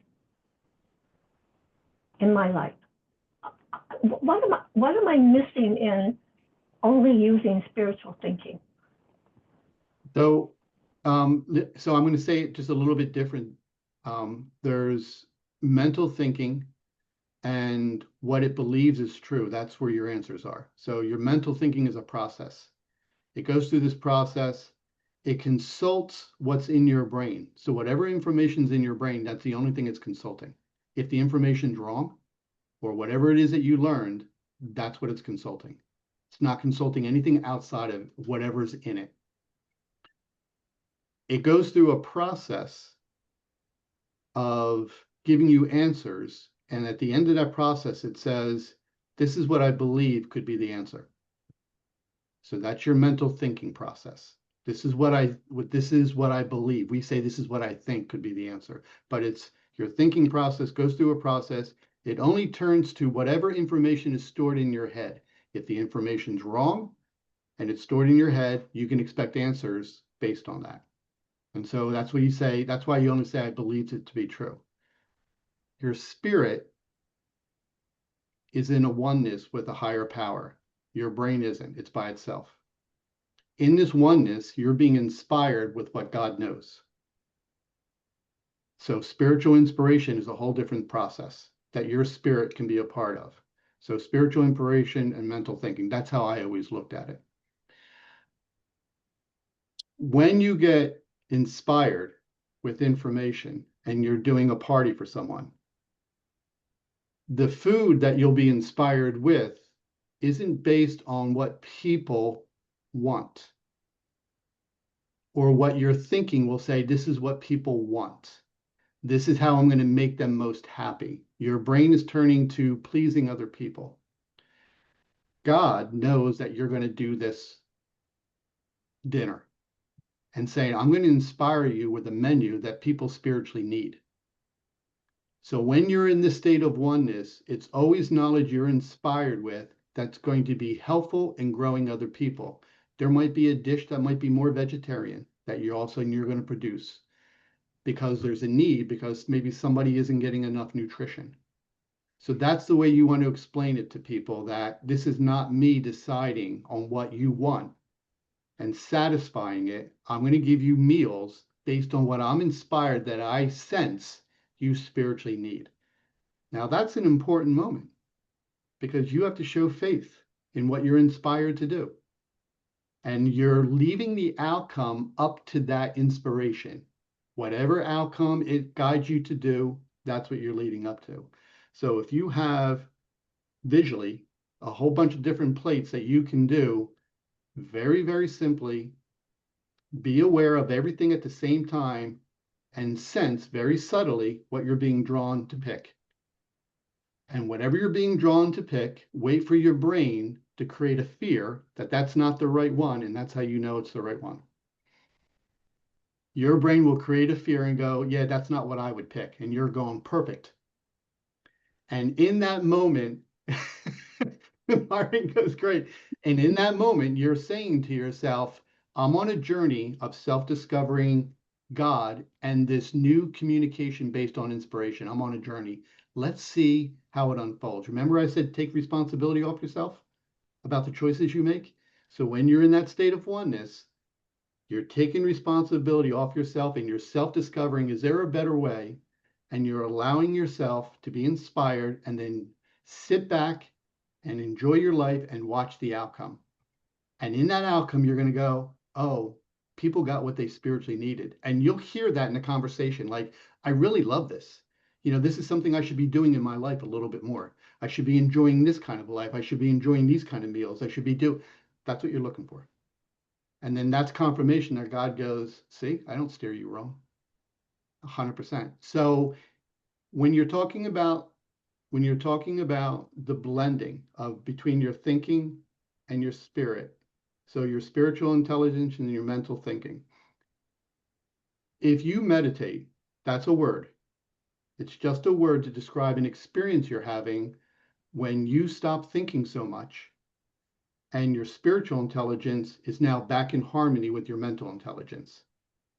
So anytime anybody who meditates, you'll say to yourself, I shut my thinking down. That's how you know your spiritual intelligence and your mental intelligence is back in harmony with one another. The reward or result you're looking for to know is a state of peace. When you experience a state of peace inside of you, that means you've just moved away from your mental confusion, your mental torment, your mental thinking. And when you shifted away from that and you got back into harmony the way it was always intended, for those two intelligences to work in harmony with one another, the first acknowledgement you'll receive is you'll experience a state of peace inside of you, like, oh, we're back together in harmony. From there, learn to live that way 24/7. Most people meditate and then they come back out of it. And I go, why? I never understood why. I never meditated in my life. I didn't know how to meditate. I still don't meditate to this day. My direction was to learn how to stop. There's a part of me, my spirit, has the power to quiet my thinking. I wanted to grow that part. That's all I wanted to do. I wanted to grow the part of me that had the strength and the power to quiet my thinking.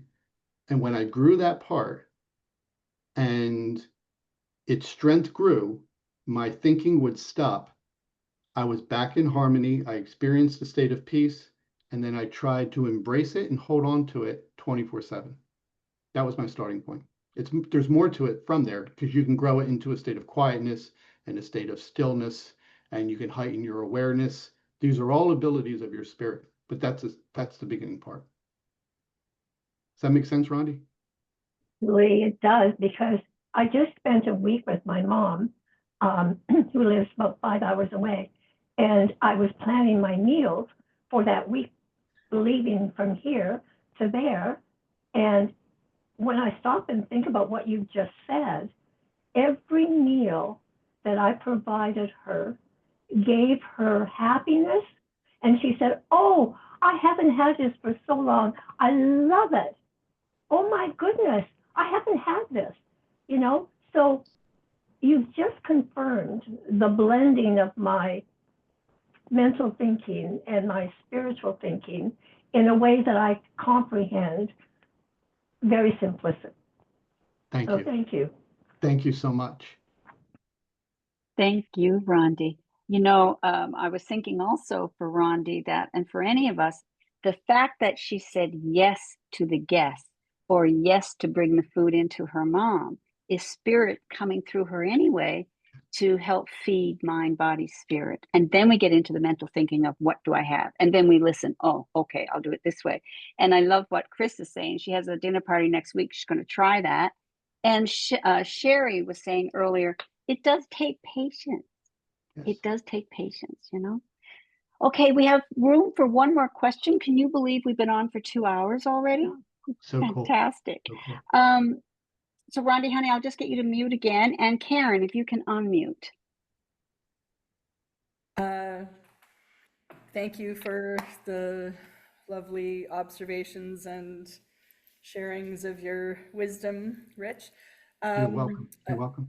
I don't have a question, but I was feeling inspired to share a little something when Anne was talking about, you know, sort of being the light and influencing others in that way. That a metaphor I've been using for years on that topic is me, the lighthouse that, you know, shines light out there into the darkness, and I don't know who's benefiting from it, and I don't know who is seeing it, but trusting that it will be of some use and some guidance, just the light in the in between what I'm gonna do about this and what I'm gonna do about that, but just the being a source of light for whomever might need it, as I have lighthouse stuff around as a reminder of that. Be the light, be the light. That's all. Love it. I love that. What do you call it? You call it like an analogy kind of a thing? If like I am a Yeah. lighthouse is a metaphor. I am like a lighthouse would be an analogy. Yeah. Yeah.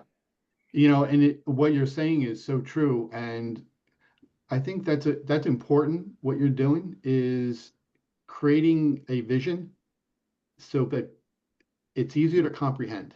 Sometimes, my words or the words of other people, there's a difference between your mental understanding and the comprehension level within your spirit. So very often you'll go like, yeah, I get it. I get the gist of it all. That's your brain saying, I don't comprehend everything you're saying, because your brain can't comprehend anything spiritual. It's very hard for it because there's no spiritual connection to it. That's why it never speaks to truth that there's a spiritual part of you and how love exists. It never explains to you, how this great part of you and its impact on your life works. And you want to say that to yourself, like, how come you don't explain that to me? And your brain says, because I'm not spiritual, I'm not capable. And when we have these mental illusions based on a lack of spirituality connected to our brain, we can see a disconnection from a life path that is rewarded in love. When you have spiritual visions, that's different than your mental illusions. That's spiritually centered.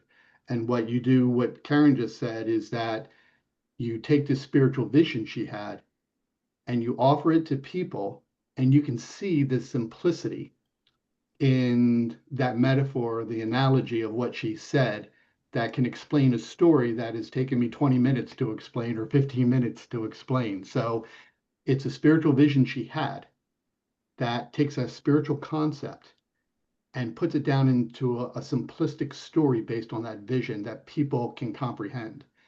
And so, well done. And I always say I need to do that more myself, to take some kind of spiritual vision and explain it to people, use that in my story or my understanding. Yeah, great job. Great job. Oh, thank you, everybody. It's time to say goodbye. But we can't, if we don't say goodbye, we can't say hello again. And Karen, I really want to thank you for being a part, each and every one of you, but I haven't seen you for a while. So it's been a real treat today to have most all of you here, especially those that I haven't seen, and I'm hoping that you come back. How a little bit of housekeeping, and then I'll get our words so that we can do a prayer for next month. So Rich will be with us on October 26th. And unfortunately for that group, I'm going to have registration because now, Rich, if you're not in agreement with this, I know you'll speak up. But I think between 22 and 25 for next week is going to be our cutoff, because Rich is going to have a surprise where we're going to be experiencing mediumship for those that join us. So those that are here this month are getting, of course, the first option to say yes.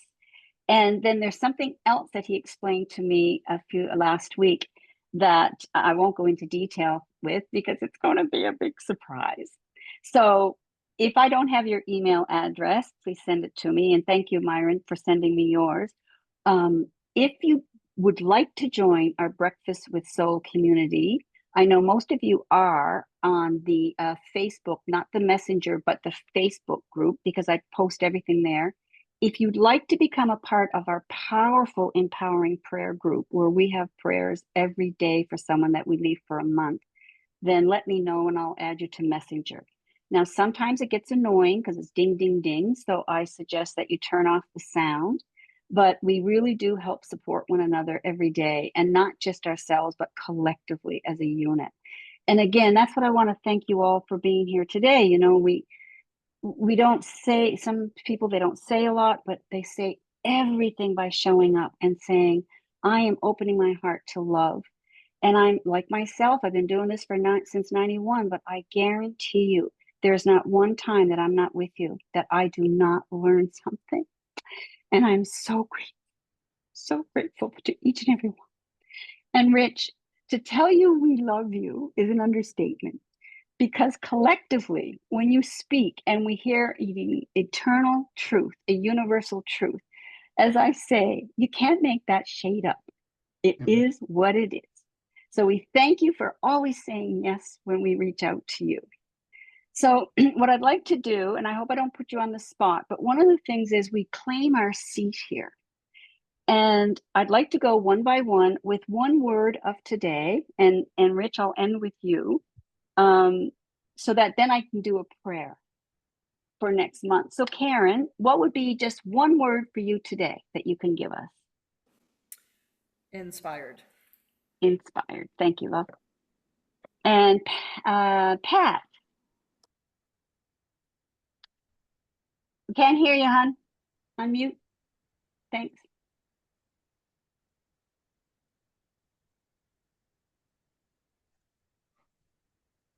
Still can't hear you. I'll come back to you. Mary, do you want to unmute? Do you have a word?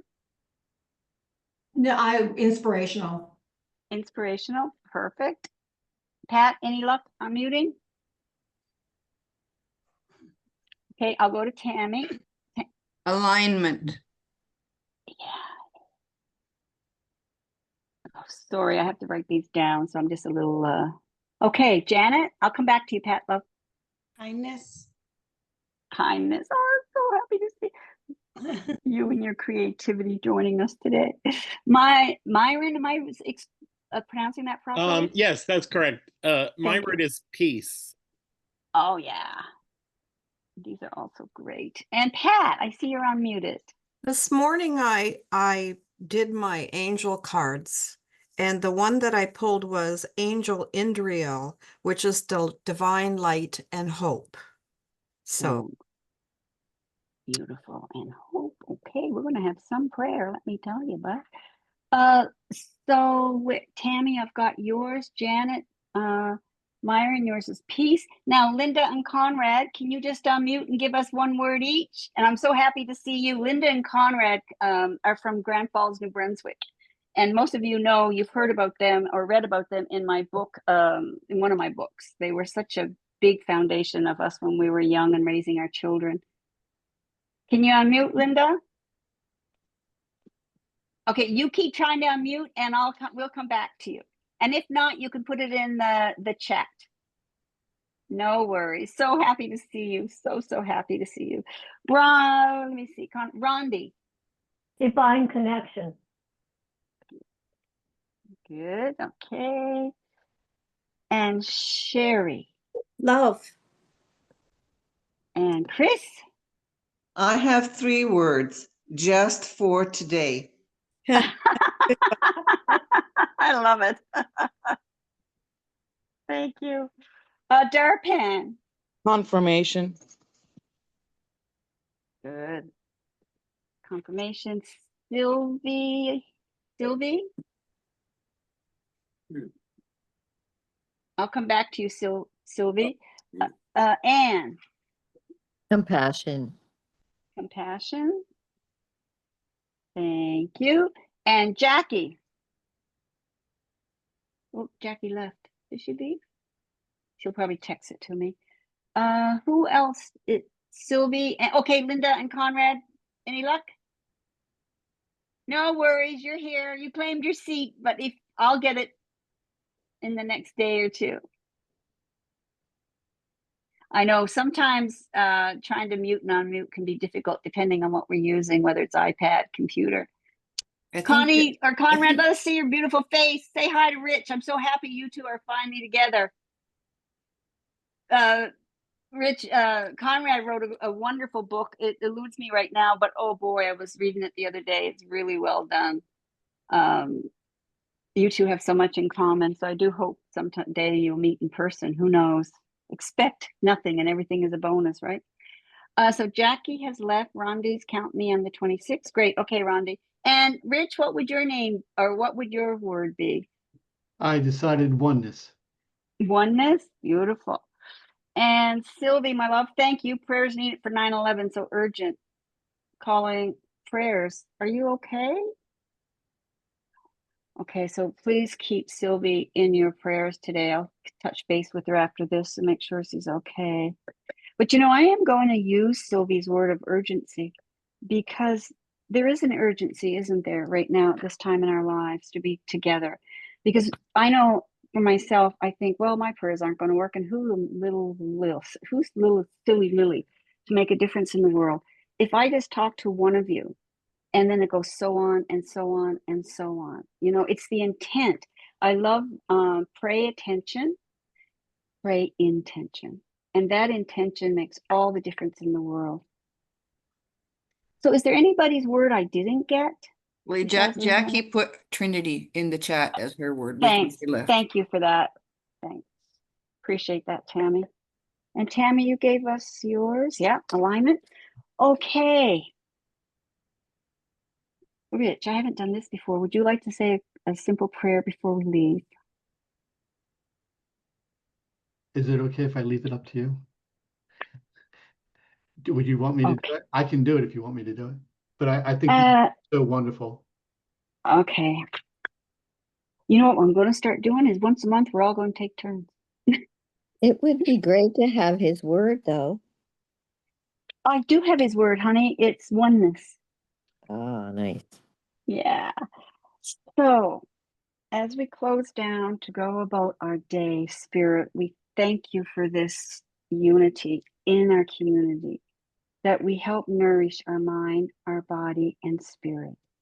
And as we go forward to inspire others with divine light, and that inspiration keeps us in alignment to the kindness and the peace and the divine connection that is so willingly called love, that just for today we bring compassion, and that we have that confirmation of the urgency to be in the Trinity 3, so that we experience oneness and empowering others just for the day. We give thanks. Amen. So thank you again, everyone. You make this happen. It's not about Rich. It's not about me. It's about you. Because of you, we are here together. But we do have a special thank you to Rich. And we're going to look forward to some fun on the 26th of October. Okay, everybody, I love you. We're going to close down now. Thanks again. Give our love, Rich, to Mick. Thank you. Much love to you. Thank you. I will. Thank you. Okay, love. Thank you. Have a great weekend, everyone. You too. We'll see you next month. Bye. Bye. Bye, Karen. Hope to see you back. I'll send you the video, send you the notes. Sylvie, honey, do you want to stay on for a few minutes? Myron, thank you. We'll see you. Great. Sylvie, do you want to I'm trying to leave. I'm sorry. Okay, honey, just let me see if I can There, I got it. Okay, great. Thanks. Bye. So happy that you're here, Myron. Thank you for joining us. You made such a difference today. You really did. Thank you. You're welcome. Oh my God. Sylvie, can you hear me? Trying to get out of here. I'm sorry. Oh, no, that's okay. Just down at the bottom, it's end or leave. Leave. Yes, it is. Sorry. Okay. Thanks for being here, Pat. Love. We'll see you again. Thank you for always being a part of our Breakfast with Soul every month so faithfully. Couldn't do it if you guys weren't here all the time. Couldn't do it. I mean, I sat with just God myself for a while when I started this, but it's not the same until we're together, you know? So thanks.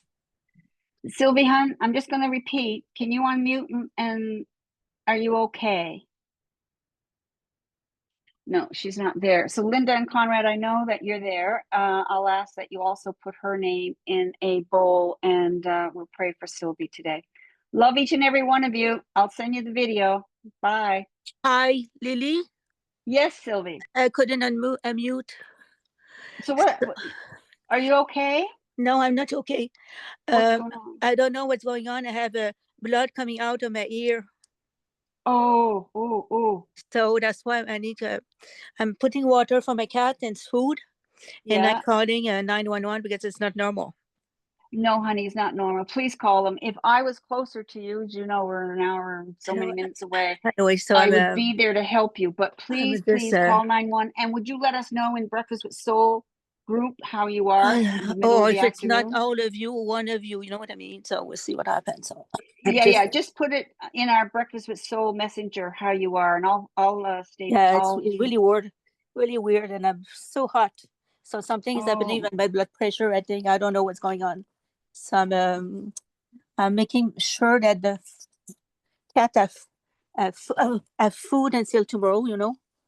Yeah, look after yourself though, honey, and drink some fluid. Make sure you get some electrolytes or some fluid into you Oh, also. I'm not a nurse, yeah, but thank you. I'm putting things in my bag with my meds and some water and something else. okay. So Okay. thank you for the thought, because I usually do it, but I didn't thought. I'm not thinking about it right now. It's so weird, you know what I mean? So I know, but honey, do if you can. I don't want to give you advice, but just take some of Rich's words and hand it over. Surrender and say, Spirit, whatever unfolds today, I'm yeah, here. I know. And I'll be here with you. I'll check in with you later today. I missed some because I couldn't sleep last night. So I fell asleep. I put my alarm. I came in. I fall asleep during the thing, and I listened until now. You know what I mean? So yeah. Okay. You get to 911, see what they do, and we'll stay in touch.